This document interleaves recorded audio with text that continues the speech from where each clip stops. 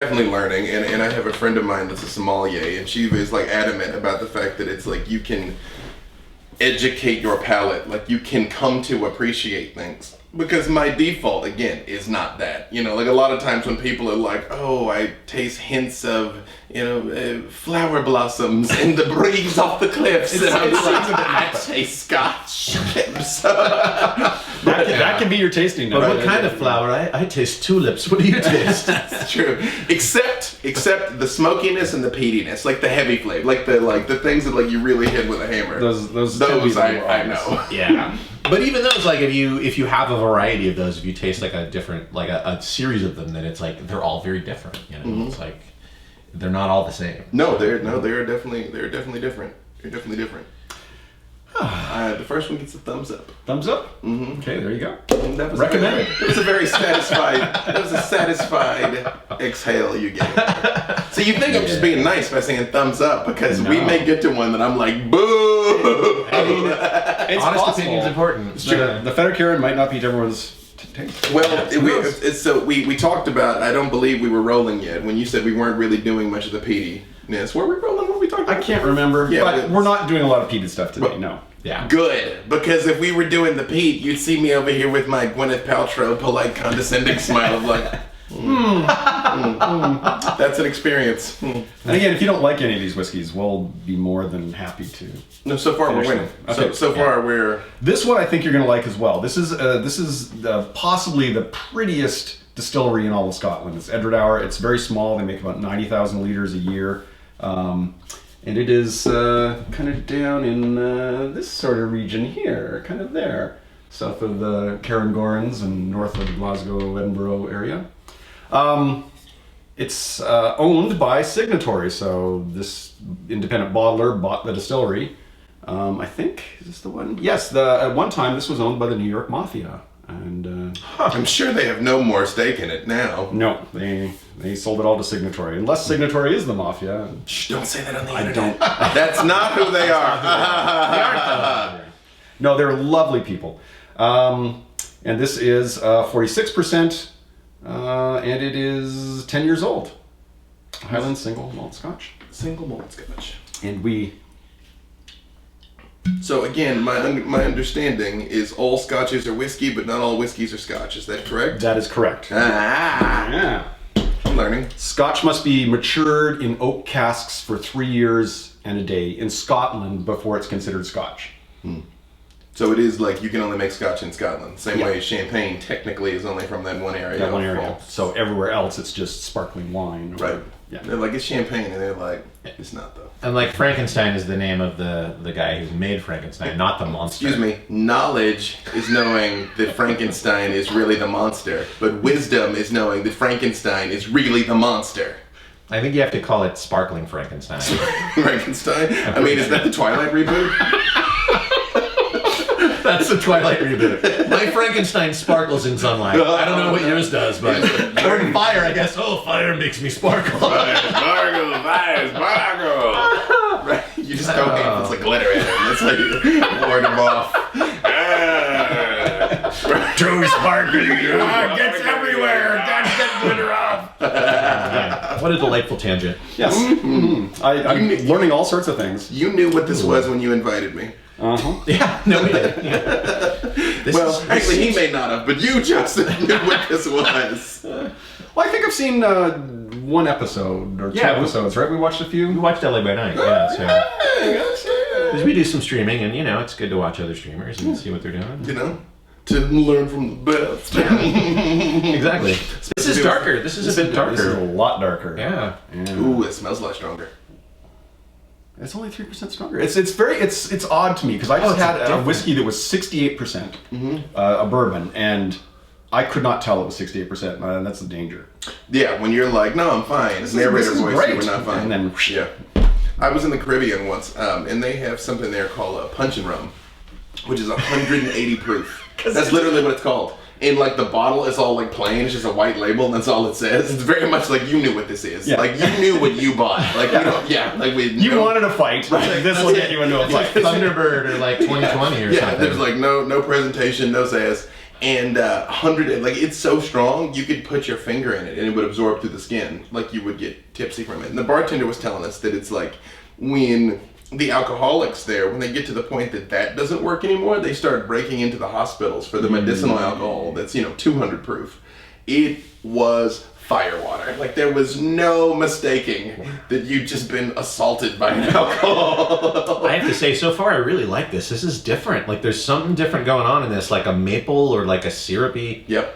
I don't know what it is. Even with the color. There's I want to say almost like a funk to it, but it's like it is an interesting smell, and I like it. Scotch funk. You know what? That's a new musical sub. It's Scotch funk. This should exist. I've been on the internet. I guarantee you, Scotch funk is a thing.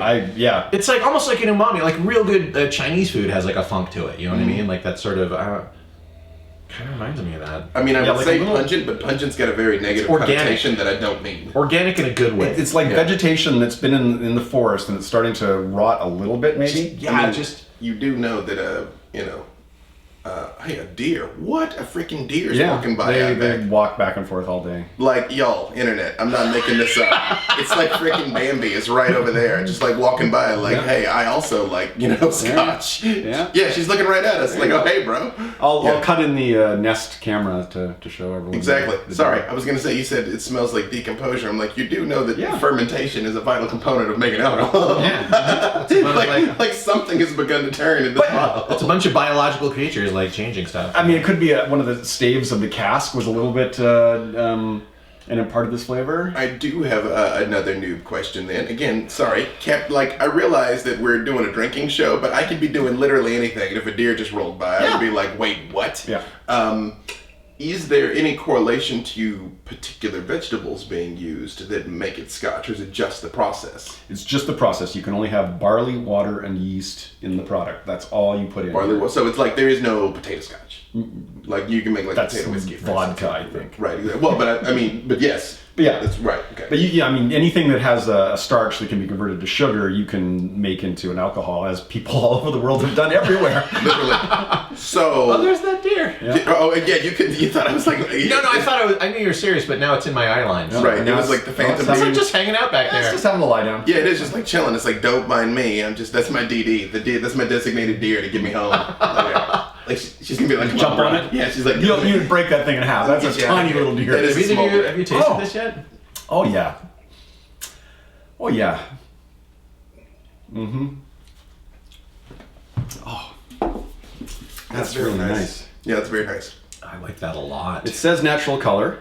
It's very nice. No chill filtered. It's very smooth. Yeah, I like that a lot. You're right. It is also more like mapley relative to the last one. Yeah, and I would absolutely go maple like that. The maple syrupy kind of taste. So if all of these scotches have the same basic components, that she says barley, water, and yeast. And yeast. So the difference and the process is the same. The difference between these is the environment in which they're cultivated. You also can cultivate different strains of yeast. Again, I'm asking, not telling. No, you're totally right. It's a great question. Yeah. It's a really good question. There's more to it than that, but yeah. Bourbon distillers are cultivating their own yeast, but the Scotch distillers are not cultivating their own yeast. They all seem to get their yeast from a single supplier in Scotland. And I think there are some new distilleries that are starting to think about this because they went on bourbon trail tours, and every distillery they go to, they talk about their yeast. And like, why are you talking about your yeast? You just get the yeast and you throw it in. It's just converting sugars to alcohol. So, not so much the yeast for Scotch.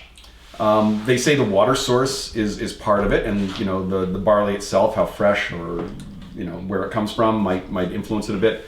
And I think about 60% is from the cask. So they reuse casks from bourbon makers, from wine makers, from sherry makers, port. They're starting to use rum casks now, beer casks. There's a story of a place in Campbellton that used fish casks at one point, and that was not well met. Hey, if we don't make mistakes, we're never going to learn anything, right? Also, that's got to be tough too, where you're like, you won't know for 3 years. Yeah. Or longer. This is a 10-year-old cask. If you're like, trust me, this the gummy bear bouquet on this one is gonna kill. Well, it's also interesting. It's also interesting to me to think. I would try that if I'd try it. But Wouldn't you? Who stores gummy bears in casks? So my question is like, If you have enough gummy bears. Haribo is like, we make this is how he makes the gummy bears. Freaking Peter Pan and the Neverland Pirates. Just young buccaneers. I have to say, I don't think I'm looking forward to putting water in this. Like, I probably will, but I don't want to. You know what? It's so good like this, I don't want to take the risk. Don't do it. I also agree. I kept a little bit because science. But I did keep a little for that very reason, for the water. Unless you tell me not to as expert. It's up to you. It's completely up to you. Except I don't know what I'm talking about. I'm always of the mindset, if you don't want to put water in it, don't put water in it. Like, I think my thing is knowing that I could not have foreseen what the water was going to do to the last one. I cannot foresee what the water will do to this one. Right, and that's the you can't danger. foresee it. Absolutely true. And that's what's crazy. Like, you don't know. It's totally rolling the dice. You know what? Gamble. You're gonna do it? Yes. I would like some water. I'm gonna let you be your own water supplier. So it was just a single. Just a single drop, right? Yep. It's just so little whiskey, you don't want to overdo it. I believe I hit it. Yep. I didn't actually see a drop. Did you see a drop? I saw a drop, a drop did depart the dropper. Yeah, Becca did 3 drops, and she was almost crying afterwards. I was gonna say I didn't want to hit it with 2 because then chaos erupts. Right. You know. With that little bit of whiskey. So okay. I'm interested to see, how this goes. Yeah. We want your opinion. Yeah, we do.